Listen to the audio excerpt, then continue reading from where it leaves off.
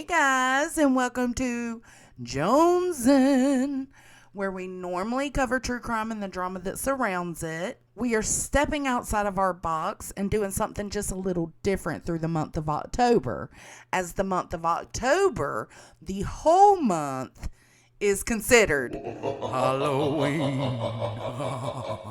At least to me it is. We will be doing a series of strange and spooky stories, so grab your popcorn, grab your drink, grab your snacky snacks, and your blanket, and find yourself a cozy spot right next to me while we dive into our first story. This story is called The Watcher.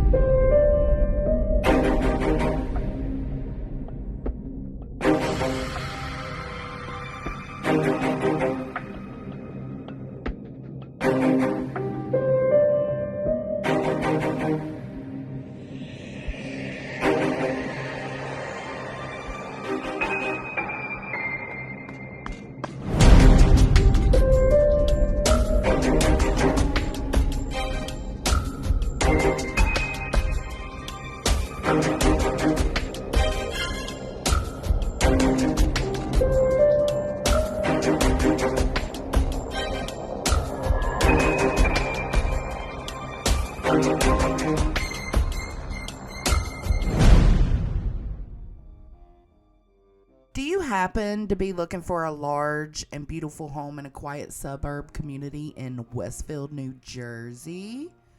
No? Not you? Not even a 6-bedroom, 3.5 bath? No? Not one with a basement where screams can't be heard? And even comes with a real-life stalker? Well, neither was the family we are going to talk about.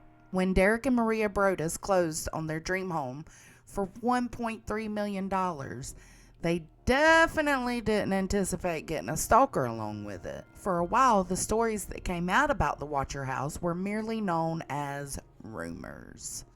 The Broadduses kept a lot of the details of their experience within the home and its stalker to themselves. That is, until they were approached by a writer from The Cut in 2018 who wanted to publish an article about their experience. The writer's name was Reed Weedman. That's right, Weedman. What a great name. And everything you are about to hear comes directly from his interviews with the Broadduses and some of the other people involved. The 657 Boulevard house was built in 1905. Along with the many rooms and bathrooms, it also had a massive wraparound porch, 4 fireplaces, and beautiful landscaping. It is one of the nicest houses in the quiet and cozy suburb of Westfield. Westfield was known as a safe place, at least in 2014 it was. It was actually reported to be one of the top 30 safest places to live. Maria loved Westfield, and she created a lot of sweet and wholesome memories there as a child. She was super excited to have the chance to move back there with her husband and 3 children. This would give her kids the opportunity to have the peaceful and safe community that she once had as a child. Only that was not the experience the Broadduses ended up with. So, 3 days after closing on the house at 657 Boulevard, Derek Broaddus stopped by the house to check on some renovation work that was being done. And while he was there, he checked the mailbox and seen there was a letter. The letter was addressed to the new owner. Here is where the creep factor comes in. Dearest new neighbor at 657 Boulevard, allow me to welcome you to the neighborhood. How did you end up here? Did 657 Boulevard call to you with its force within? 657 Boulevard has been the subject of my family for decades now, and as it approaches its 110th birthday, I have been put in charge of watching and waiting for its second coming. My grandfather watched the house in the 1920s. My father watched in the 1960s. It is now my time. I asked the woods to bring me young blood, and it looks like they listened. Do you know the history of the house? Do you know what lies within the walls of 657 Boulevard? Why are you here? I will find out. I see already that you have flooded 657 Boulevard with contractors so that you can destroy the house as it was supposed to be. Bad move. You don't want to make 657 Boulevard unhappy. You have children. I have seen them. So far, I think there are 3 that I have counted. Are there more on the way? Do you need to fill the house with the young blood I requested? Better for me. Was your old house too small for the growing family? Or was it greed to bring me your children? Once I know their names, I will call to them and draw them to me. Who am I?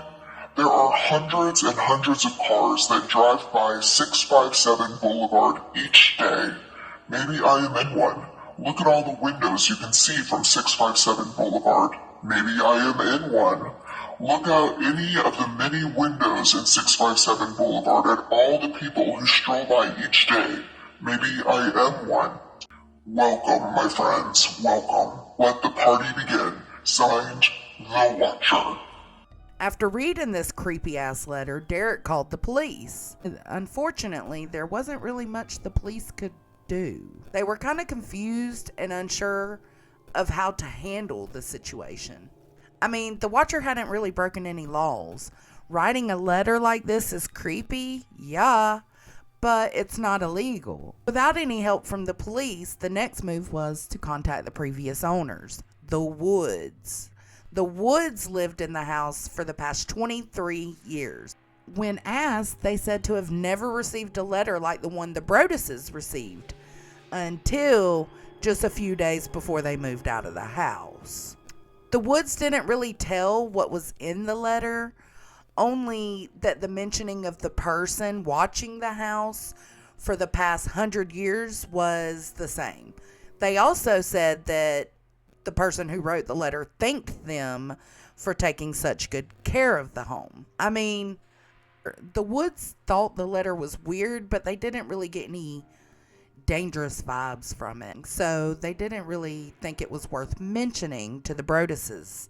They figured it was probably some teen or young adult just messing with them, so they brushed it off and threw it away. After hearing that the Woods did receive a letter right before they closed on the house, this had Derek and Maria shook. They had no idea what they wanted to do with this house now. The last thing they expected was to have some weirdo person attached to the house, and because of the renovations, they hadn't moved in yet. Derek would go by every now and then to see how the renovations were going, and this is how he got to meet some of their new neighbors. There was actually a couple that he met once in the neighborhood and gave them a tour of the house. While giving the tour, the wife looked at Derek and said, it will be nice to have some new blood in the neighborhood. Excuse me? Nope, that's kind of weird. So when the contractor got to the house, a few days after the receipt of the first letter, he seen that his sign, like their advertisement signs, was laying on the ground. It had been ripped out of the ground. Of course, Derek and Maria immediately thought of the Watcher, but when they had reported the letter to the police, they told them not to mention it to anyone else, especially their neighbors. Seriously, though, that feels like a no-brainer. You have someone creepy as hell stalking a house, and in turn, stalking you. So, in response to the contractor, they just told him it was probably one of the neighbors that they've been arguing with, and to just keep his eye out for any shenanigans. As the Broduses were getting to know the people around them, they also wanted to know about the letter itself. Like, who wrote it? Where did it come from? Were there any clues in the way it was written? The only thing they really ended up finding out is that the letter and all of the following letters they would receive went through the Kearney post office that's about 30 miles north of Westfield. That's not really much to go on since there never was a return address on the letter. It's weird because the first letter was postmarked June 4th, 2014, which was before any details could be found on the sale online. And the previous owners, the Woods, had never put up a for sale sign. So technically, the selling of the house was not publicly known. It was just kind of one of those things where if you're in the neighborhood and you see a for sale sign out front, that's how you would find out that a house is for sale. So this means it had to be someone that knew that the Woods were going to be selling the house. And it also means that whoever was responsible for the letters would have also known that the new family that would be moving in would be doing renovations. And they would have had to known that before sending the first letter. Like, bear with me because it is definitely a little confusing. Like, how could anyone know these things prior to them happening? I don't understand. Whoever is sending the letter has some major investigative skills, obviously. 2 weeks after receiving the first letter, they got the second letter. And remember, the first letter was addressed to the new owners. This one, the second letter, was addressed to the Broduses by name. All of them. Derek, Maria, and their 3 children. They couldn't ignore it no matter how much they wanted to, so they opened the letter and it read, I am pleased to know your names now and the name of the young blood you have brought to me. You certainly say their names often. So apparently one of the kids were on the hidden side porch of the house and was using like an easel, a paint easel, and the watcher must have seen them because the letter mentions it specifically. The watcher asks in the letter if she was the artist in the family. Creepy. No. 657 Boulevard is anxious for you to move in. It has been years and years since the young blood ruled the hallways of the house. Have you found all of the secrets it holds yet? Will the young blood play in the basement, or are they too afraid to go down there alone? I would be very afraid if I were them. It is far away from the rest of the house. If you were upstairs, you would never hear them scream. Will they sleep in the attic, or will you all sleep on the second floor? Who has the bedrooms facing the street? I'll know as soon as you move in.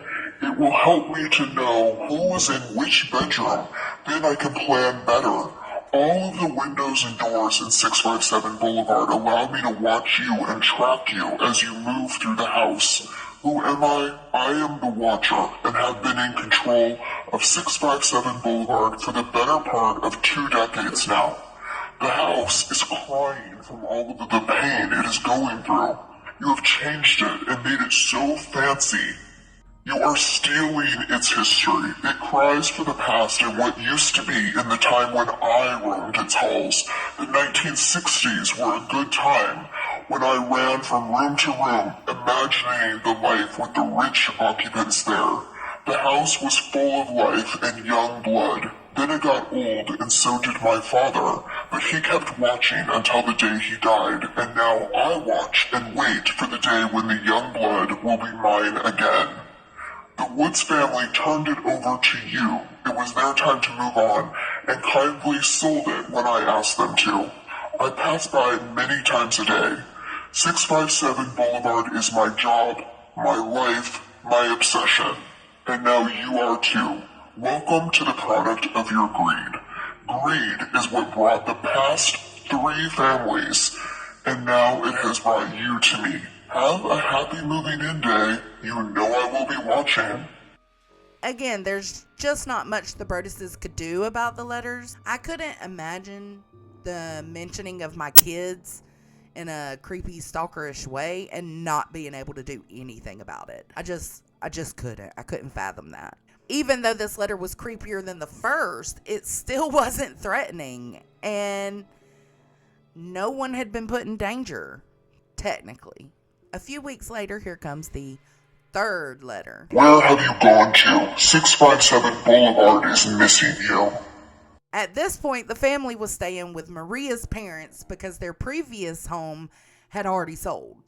They would rather stay with her parents than move into the 657 Boulevard house. Honestly, I definitely don't blame them. The letters are scary, and it seemed as if the watcher was only watching the house. So anything the Broduses were doing in day-to-day life outside of the new home, the watcher didn't know about, or at least didn't mention knowing about. They were nervous, and rightly so, but they had just spent $1.3 million on this new home, and even more when you include the minor renovations that they did. Derek did mention to Reed Weedman, the author of the article, that they did put security cameras up around the house. It's not like that helped much because the letters were being sent through the mail, not personally hand delivered. The Broduses were torn on what to do. They really just wanted to figure out who was doing this to them and why. What's the point? Shortly after getting the first letter, Derek hired a private investigator and had talked with a few of his FBI friends. Surely the FBI can figure something out, right? Nope. Wrong. They didn't really get any info on who the watcher may be, but they were able to get DNA off of the envelope. And they found that the DNA belonged to a woman. I don't know why, but when reading the letters, I kept envisioning a dude. I don't know. I digress. Also, all of the letters were typed, even the signature. The only handwritten part of the letter was the envelope addressing the Broduses. Based on some of the typos, the double-spaced lines, and phrases used, the FBI thinks that the watcher is probably an elderly person because that style of typing was taught back in the 60s and 70s. And they also think that the watcher is probably an avid reader because of the way that they structured their sentences. So the FBI came up with a few theories. The first was that the watcher may be someone who worked for the previous owners because of how well they knew the house. Another theory they had is that it could be someone envious, jealous that they themselves couldn't afford such a nice home. I mean, that's always an option. Their last theory was that maybe it was real estate revenge. Did Derek and Maria beat someone to buying the house, and this is their way of torturing them for it? Now, really, the only one of the FBI theories that I could personally take serious was the one about it being someone that worked for the previous owners and knew the house well. The other that I could see possible is the theory of someone being envious that they couldn't afford the home themselves. The last theory didn't make much sense to me at all. Real estate revenge? I mean, I know it probably happens, but I read in the article that there were other offers on the house, but they were pulled for whatever reasons, not to do with the watcher. So that is actually how the Broduses ended up getting the house. It really just circles back to the fact that there's nothing to be done unless someone's DNA matches up to the DNA on the letter. There were a few suspicious things going on in the neighborhood too. One of the painters working on the house told Derek that he seen an elderly man sitting in a lawn chair on a tree line behind their house, facing their house. The watcher, maybe? Well, it turns out that that family had been in the home behind the Broduses' house for the past 47 years. And the daughter of the family married a boy that grew up in the 657 Boulevard house. The Broduses' house. Now, that's coincidental. Okay, let's remember that. Now, speaking of the neighbors, the ones directly next door to the Broduses' house was the Langfords. And the Langfords had lived in their home since the 60s. From the Langford house, you were able to see the enclosed porch. You remember the one where the child was mentioned in the letters, using the easel, and the watcher asked if this child was the artist of the family? Yeah, that porch. That one. In 2014, when all of this creepy shit was happening, the elderly mom and her grown children still lived in the house. The dad had died about 12 years prior. The son that lived there was Michael Langford. He was known around the neighborhood to be mentally challenged, but pretty harmless.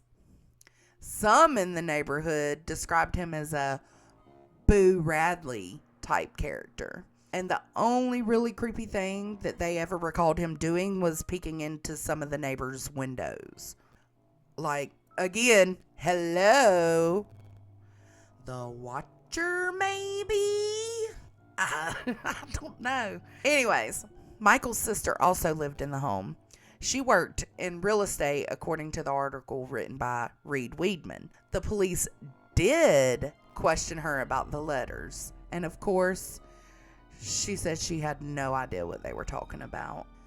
This is when the Brodus's PI stepped in and requested for her to give a DNA sample, which she obliged.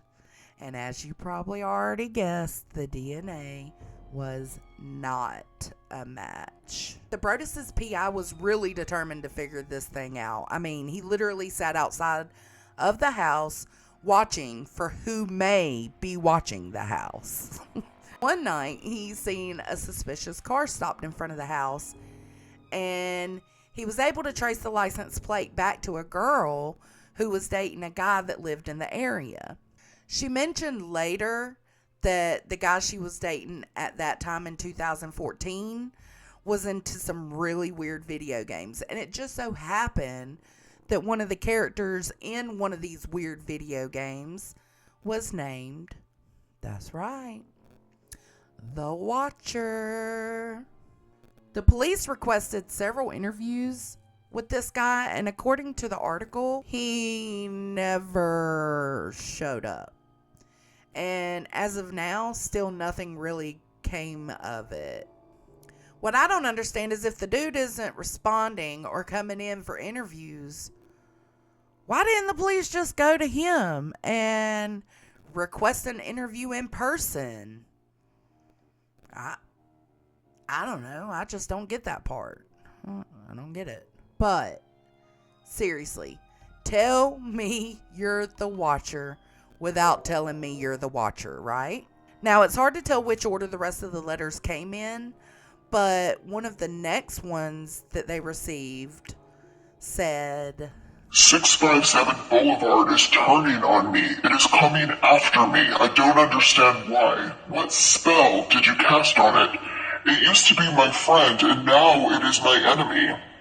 In charge of 657 Boulevard, I will fend off its bad things and wait for it to become good again. It will not punish me. I will rise again. I will be patient and wait for this to pass and for you to bring the young blood back to me. The house needs young blood. It needs you. Come back. Let the young blood play again like I once did. Let the young blood sleep. Stop changing it and let it alone. I mean, they were really just doing some light work, like painting and shit, so I don't understand that. So, by December 2014, the Broduses had been paying the mortgage for the past 6 months and still not living there.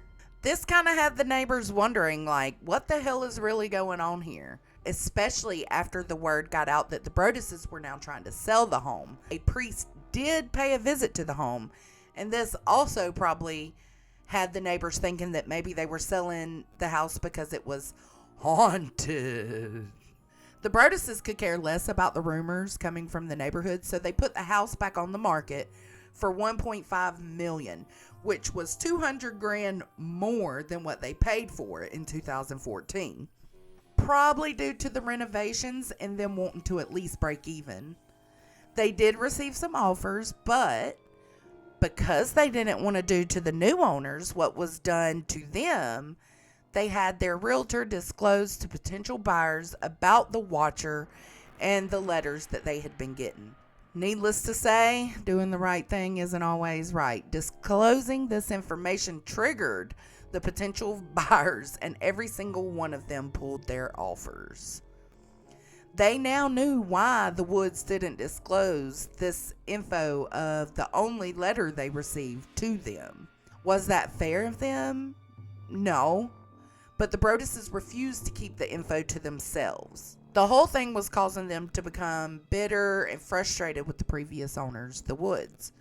So a year later, in June 2015, they filed a lawsuit against the Woods for not disclosing the issue. This is how the story of the Watcher went public. The details that you're hearing now about these letters was not known back then, but it still made it nationwide because people just could not wrap their minds around it. The lawsuit was eventually dismissed, which meant the Broadduses still have the Watcher and the house on their hands. And now everyone, everywhere, especially the neighborhood, knew that it wasn't haunted. At least not by anything but the Watcher. So, I'm sure it's hard to imagine, but things would only get worse from here. Derek figured that since no one wanted to buy the house, they could just have it flattened. Flattened, divide the lot, and sell it to developers to build 2 houses in the place of the 1 house. Unfortunately, the lot was big, but not really big enough for all of that. Not without approval by the city council. When the community heard what Derek was trying to have done, they all showed up to the council meeting with their pitchforks and torches. No, not really, but yeah, you know what I'm saying. Everyone showed up to vote against the destruction of this historic house, and the motion was denied in 2016. Good try, Derek, but really though, what did the house ever do to you? I digress. Again. After Derek's latest attempt, the Broadduses received one more letter, the last letter, and it read, Violent winds and bitter cold to the vile and spiteful Derek and his wench of a wife, Maria. You wonder who the Watcher is? Turn around, idiots. Maybe you even spoke to me, one of the so-called neighbors who has no idea who the Watcher could be. Or maybe you do know and are too scared to tell anyone. Good move. I walked by the news trucks when they took over my neighborhood and mocked me. I watched as you watched from the dark house in an attempt to find me. Telescopes and binoculars are wonderful inventions. 657 Boulevard survived your attempted assault and stood strong with its army of supporters barricading its gates. My soldiers of the boulevard followed my orders to a T. They carried out their mission and saved the soul of 657 Boulevard with my orders. Then it actually threatened them. It continues. Maybe a car accident, maybe a fire, maybe something as simple as a mild illness that never seems to go away but makes you feel sick day after day after day after day. Maybe the mysterious death of a pet, loved ones suddenly die, planes and cars and bicycles crash, bones break. All hail the Watcher. Okay, but did you just threaten me? No, sir, ma'am, whatever. So the last letter totally set Derek off, and he had a mental breakdown of his own. The town of Westfield was against them. They were in serious debt trying to pay the mortgage of this house that they weren't even living in. So, pretty much, Derek loses his shit. He sent his own anonymous letters to the most outspoken people at the city council meeting. It was probably like okay, you see how this feels now type of thing, I would think. Regardless, it didn't look very good. I mean, now these people are probably thinking that Derek is the Watcher and doing this to his own family. Once Derek came back to his senses, he realized how he had just snapped and made his round of apologies. He took full responsibility, not even blaming the watcher, which, to be honest, is probably what I would have done. So anyways, the house wasn't selling, the city council won't allow demolition, so what's next? And how did Derek and Maria get out of not being forced to live in the home? Well, good news. The house finally did sell in 2019. So that means that they were upside down on this house for 5 years while they owned it. And they will continue to be upside down on it since they were only able to sell it for $900,000. Now remember, they paid $1.3 million for it. That hurts. The new owners have not reported receiving any letters themselves. They also really seem to stray away from the topic of the watcher, and they're staying pretty quiet about the whole thing in general. They seem to want no parts of it, because obviously, if the letters weren't still coming to the house, was it really the house that the watcher was obsessed with? So now that we are at the end, let's go over a few theories circling about that was not thought of by the FBI. One is that the Broduses actually made this whole thing up to try and get out of the deal, or to even try to gain some interest for a movie. Something kind of like Amityville Horror House, but without all the deaths, of course. Something to take note in with this theory is that when all of this was going on and the news of the Watcher went nationwide, Lifetime Movie Network did try to buy the rights off of the Broduses for a film. The Broduses turned them down. With that being said, they did eventually sell the rights to Netflix, and you can currently find the series on their streaming site. There are some differences between the true story of the Watcher and the series that Netflix put out, so keep that in mind if you do decide to watch it. But even with the small differences, I highly recommend it as an overall good watch. To me, this theory of them doing this themselves takes a lot of work. Why waste all of that money? Why go through so much trouble? And if they wanted out of the deal, they could have just chose not to disclose the letters to potential buyers, right? And also, if they wanted to sell movie rights, why not just live in the house while maintaining the story? I don't know, guys. It just doesn't make much sense to me. Another theory floating around pertains to the house behind the Broduses' house. This theory is more believable, in my opinion, since there was the specific statement in the last letter sent that said, "Turn around, idiots." Like, no, that looks sketchy. Well, that family denies again knowing anything about the situation, and they actually sold their house to an LLC not long before the Broduses' house sold. So, just like the Broduses, they're not there anymore either. And then, of course, there's still the theory of it being Michael Langford. Even though the DNA suggested it was a woman and Michael's sister's DNA didn't match, you can't help but to think about how his house was at the perfect angle for seeing the enclosed porch, and also that he was caught peeping into people's windows around the neighborhood a time or two. The last but not least theory is the most plausible theory, in my opinion, and was one of the theories that the FBI did come up with. It was the theory where the dude plays weird video games in which one of the characters on one of the video games is named the Watcher. It can't just be a coincidence, though, right? And let's not forget the Broduses' PI was able to track down a suspicious car that was parked outside of the house. He didn't approach the car, but instead just got the license plate number. Who was in the car, just sitting, just watching? Was it the guy with the weird video games, his girlfriend, or was it the Watcher? What was the point in what the Watcher was doing? What did they want to accomplish? Did they just want to induce fear in people? Play with their psyche? It's good to remember that there are weird and shady characters that we cross paths with in our everyday lives that we would never know or consider to be a psycho. People, for reasons unknown, sometimes want to torture others, and the Broduses will now forever feel like they are being watched. Are they? Are we?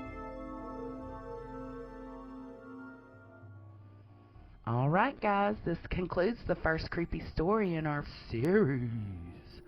Make sure you like and comment to let me know what you think and what theories you have considered yourself. Don't forget to catch the next spooky season episode coming at you next week. Have a haunting